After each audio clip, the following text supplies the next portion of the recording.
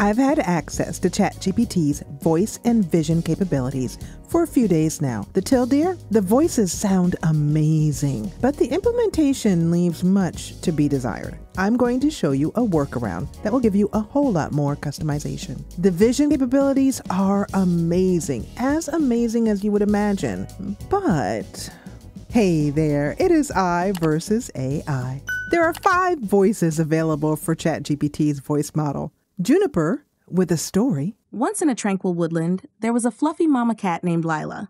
One sunny day, she cuddled with her playful kitten Milo under the shade of an old oak tree. Milo, Lila began, her Sky with a recipe. Today, we're going to make the perfect iced latte. Start by brewing a strong shot of espresso, or 2 if you're feeling it. Let it cool down a bit. Cove with a speech. Growing up with my sister, she had this touch that made regular days feel special. She'd pick a color each day, doodling moments in that hue, and would craft playlists to capture the essence of our week. Ember with a poem. In a pocket or under a tree. Oh, where could my little keys be? I checked in the fridge behind the TV. Even the cat looked up as if to plead. Poem. And Breeze with an explanation. The phrase potato, potato comes from a song titled Let's Call the Whole Thing Off, written by George and Ira Gershwin for the 1937 film Shall We Dance, starring Fred Astaire and Ginger Rogers. The song humorously highlights regional To get started voice chatting with GPT-4, hit the headphones icon. If you haven't yet chosen a voice, you'll get a menu option to choose from one of the 5 voices that I just showed you. Hello, ChatGPT. I'm going to be talking to my audience who are watching right now about your new voice capabilities. Can you help me with that process by showing them some of the cool things that you can do? There is one little thing to note. If you want to pause for a while, hold down this white circle here and you'll get to release to send mode. You can talk as much as you want, including taking time to think, and the model will not receive your prompt until you lift your finger. Absolutely. I can demonstrate some of the capabilities I have. Your audience can use me for real-time conversations, information retrieval, brainstorming ideas, or even helping with complex problem solving. Holding down the white circle button for release to send mode is a great tip for users who want to take their time to think before sending a prompt. Is there a specific feature you'd like to dive deeper into?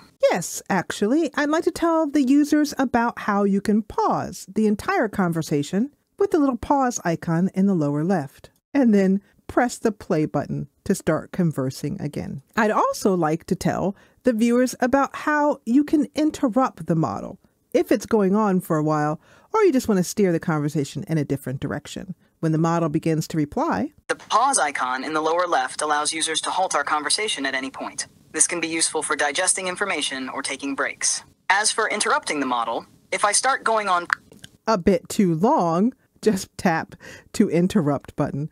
But that means that this implementation is not hands-free, which is one of the first drawbacks that I saw about talking to ChatGPT. You've got to hold your finger down and tap, and there are definitely times when you're going to want to... You're right. The need to hold down a button or tap to interrupt does make the system less than ideal for hands-free operation. It's a valid point to those looking for a completely hands-free experience. And interruption. As you can see, the model will interrupt you if you don't hold down that release to send button.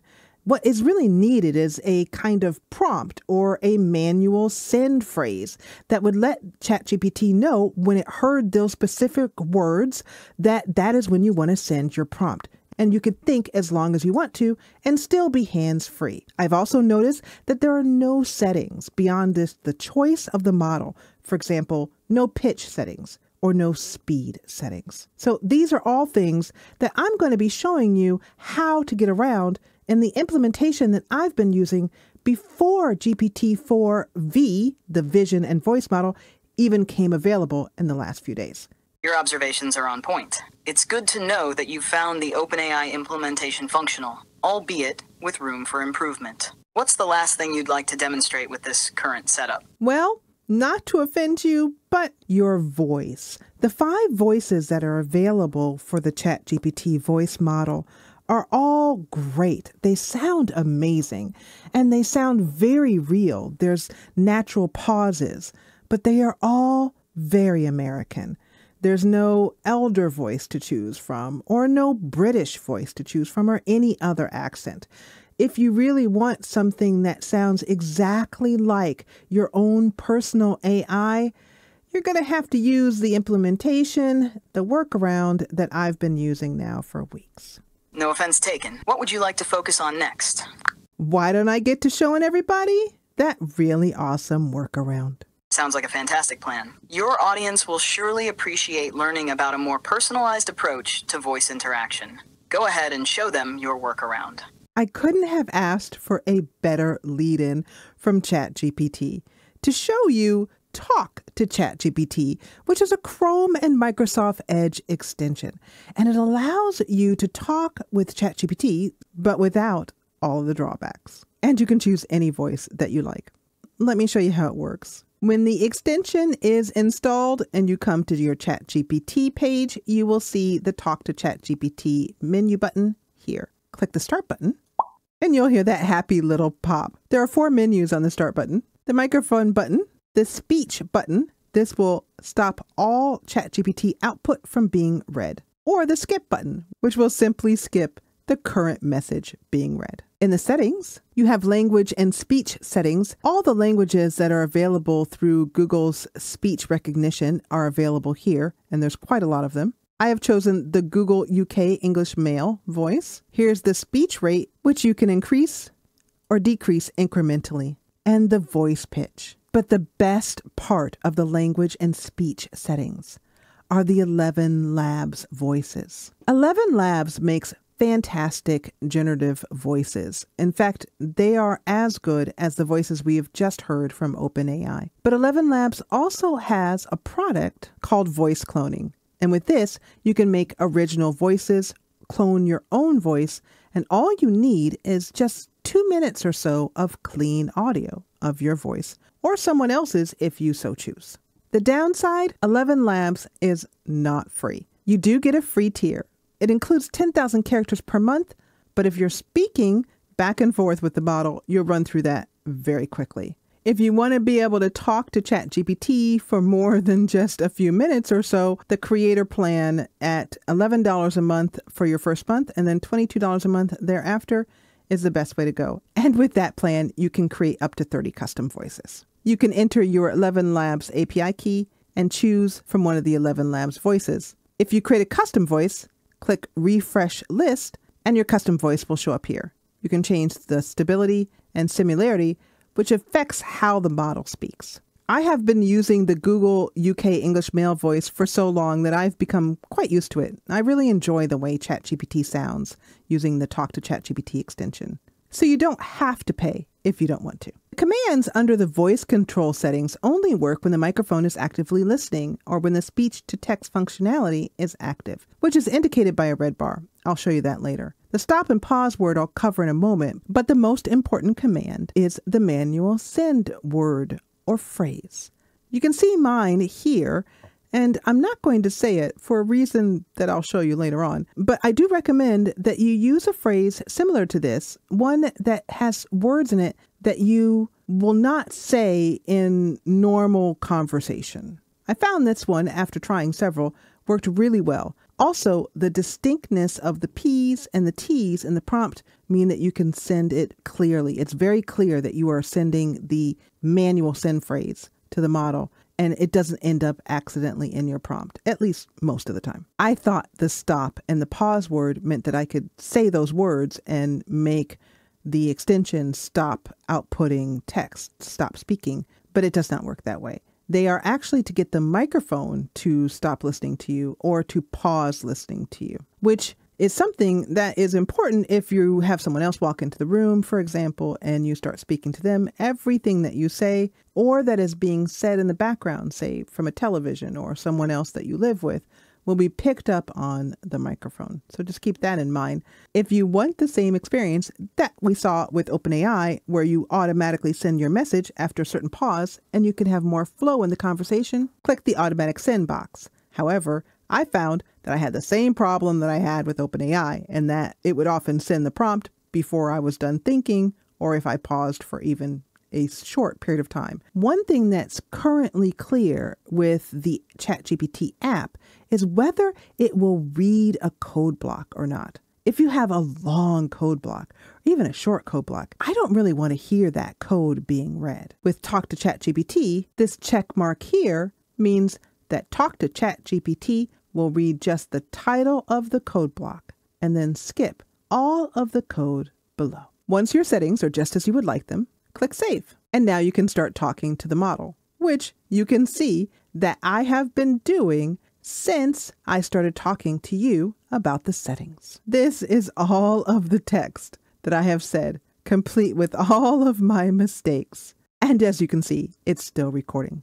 I've gotten so used to talking to ChatGPT with this extension that I've noticed you can just talk for quite a while, continue on with your sentence, getting lots of things that you want to say, talk about into it, and nothing comes up on the screen, as you can see, which made me nervous at first, thinking that it wasn't picking up on my voice, but indeed it is.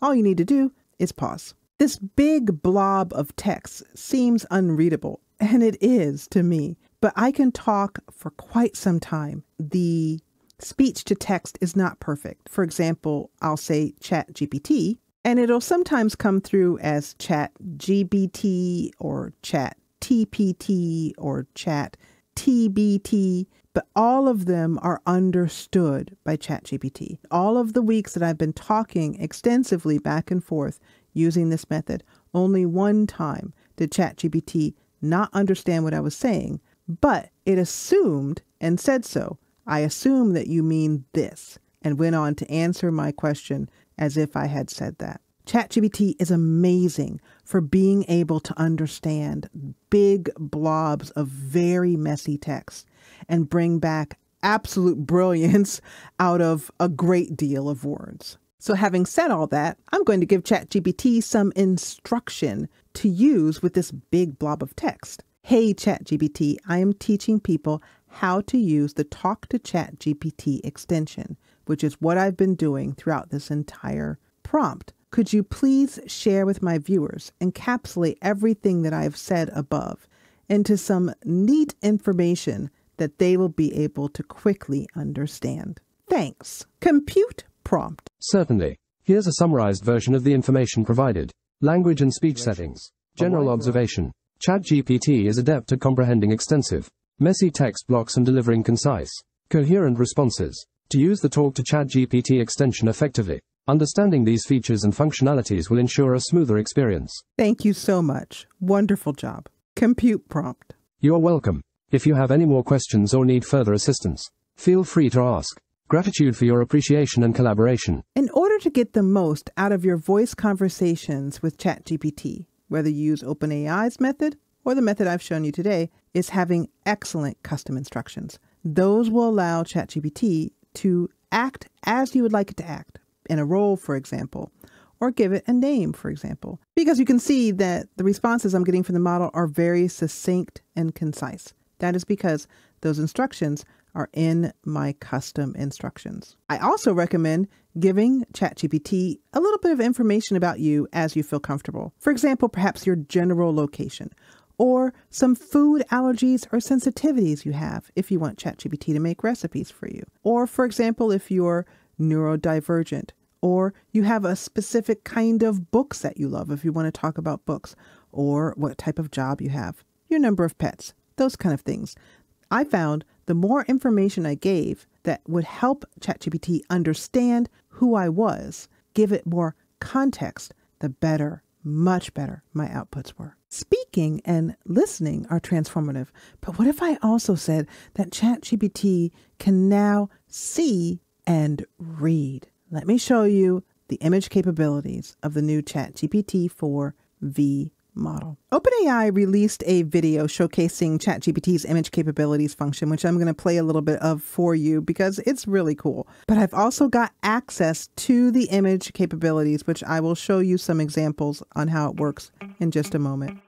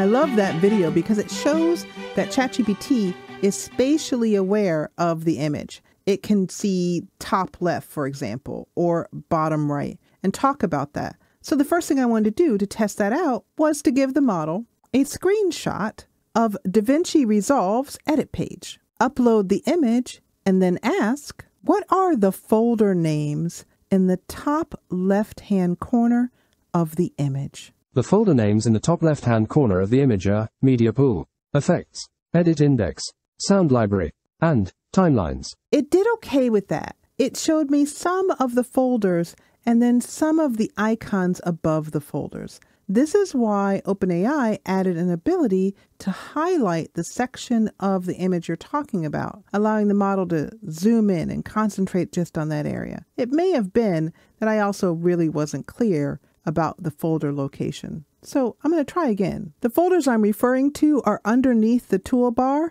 There are 5 different folders, and I wish to know what their names are. The folders underneath the toolbar in the image are Master, Graphics, Main Timeline, Sound Effects, and Timelines. It did really well with that. Once I really clarified where I wanted it to concentrate on in the image, it was able to tell me perfectly the names of the folders. It did include the main timeline, which is technically not a folder, but still it was very close. But what I learned quickly is how important it is to zero the model in by using a screenshot that is just on the part of the screen or the image that you want the model to focus on. For example, I'd like the model to focus on the toolbar. So I've narrowed in on that section, and can you please tell me what each of the icons from left to right mean on this toolbar from the DaVinci Resolve editing page? Certainly. The icons in the provided image appear to be tools and features commonly found in the edit page of DaVinci Resolve. Here's a breakdown of each icon from left to right. Pointer tool, a tool to add annotations or notes directly on the video preview. The exact functionalities and icons might slightly vary depending on the version of DaVinci Resolve you are using. So it got some of them correct, most of them correct, but the image I showed on screen shows the ones that it did not get correct. The maximum number of files, images, that you can upload at a time is 4. Please provide a short, concise description of each of the 4 images attached to this chat. The first image portrays an intense maritime scene, likely from a fantastical setting, where warriors aboard a ship face off against a massive sea serpent amidst fiery chaos. The second image depicts a serene and intricate architectural setting, potentially from a fantasy or medieval realm, with prominent stone structures, lush greenery, and whimsical details. So it seems that the model can only see 2 images at a time. And OpenAI's paper on the GPT-4V model states that the model generations can be sensitive to the order in which images are given. So keep that in mind. By the way, if you know where these images are from, I'll give you a cookie. I've shown you the advantages and disadvantages of using OpenAI's method to talk to ChatGPT versus the Talk to ChatGPT extension. But there is one very big advantage that I found that I did not like about OpenAI's method, and that is that it is only available on the iOS and Android apps. But Talk to ChatGPT with the help of one little app means I can use it both on my desktop and on my phone, which I do regularly. That app is Moonlight Game Streaming, which is an open source NVIDIA game stream client. This means that you can use your PC games if you want on almost any device, but it also works just to stream your desktop, which is how I use it. It is available on both iOS and Android, but you do need an NVIDIA graphics card. If you don't have one, you can also use Steam streaming services or even just Microsoft's remote desktop. But as long as you can stream your desktop over to your phone, you can use Talk to ChatGPT's extension. And to speak to ChatGPT through your phone, you'll need one more little app, which is also free. This is WoMic. It allows you to turn your phone into a microphone. It's that simple. You install it both on your PC and on your phone. You can connect through Wi-Fi or through USB, and you have a free microphone. So along with Moonlight game streaming, I use Womic to talk to ChatGPT from anywhere in my house, and both apps work really, really well, and I highly recommend both of them. It is really cool to converse with ChatGPT and hear its responses. The text on the image reads, AI is for everyone. Or even have it read an image's text to you. But the really neat thing is teaching ChatGPT to write precisely as you speak. I show you how to do that using the Talk to ChatGPT extension we've just covered in the video on screen right now.